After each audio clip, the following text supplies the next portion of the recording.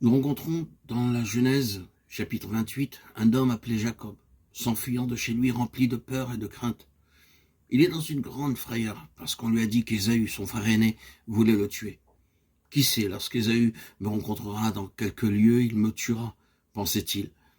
Sa mère vint et lui dit, « Mon fils, je suis effrayé de ce que Ésaü te tuera un jour. Va-t'en d'ici.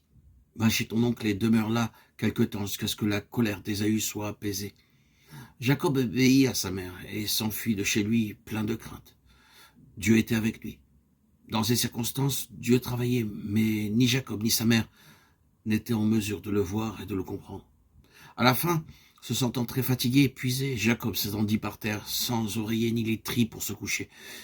Il vit près de là une pierre, la prit comme oreiller et s'endormit.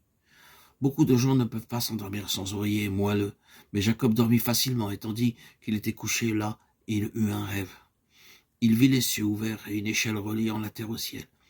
Puis il vit des anges monter et descendre sur l'échelle, et Dieu lui-même à son sommet.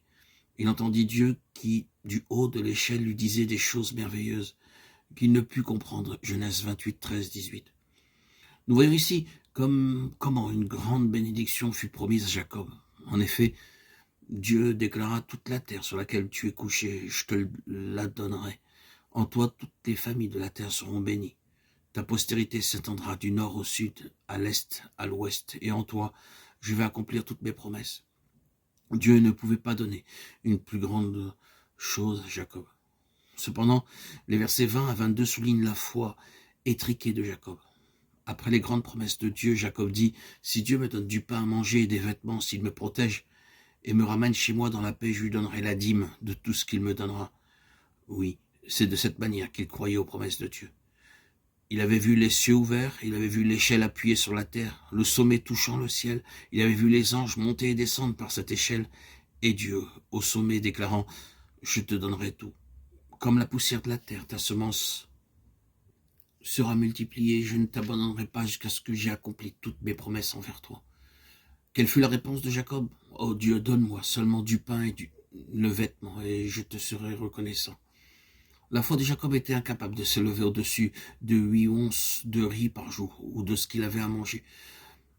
Dans le moment présent, Jacob ne pouvait croire au délai de cette mesure, en dépit des choses merveilleuses que Dieu avait dites.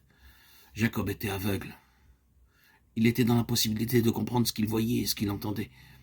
Bien qu'il ait failli complètement dans la compréhension des desseins de Dieu, Dieu ne les changea pas. Plusieurs d'entre vous pouvaient être comme Jacob aujourd'hui.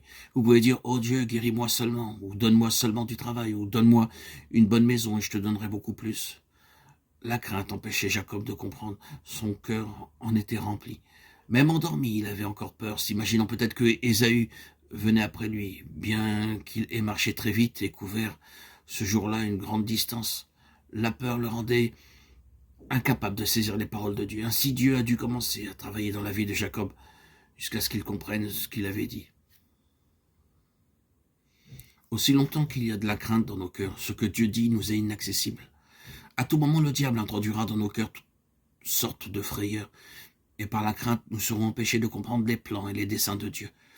Jacob avait à apprendre beaucoup de dures leçons avant de connaître le dessein de Dieu. Être délivré de la peur lui demanda 20 ans. Ne disons cependant pas, puisque Jacob a mis 20 ans à apprendre la leçon, moi j'attendrai aussi 20 ans.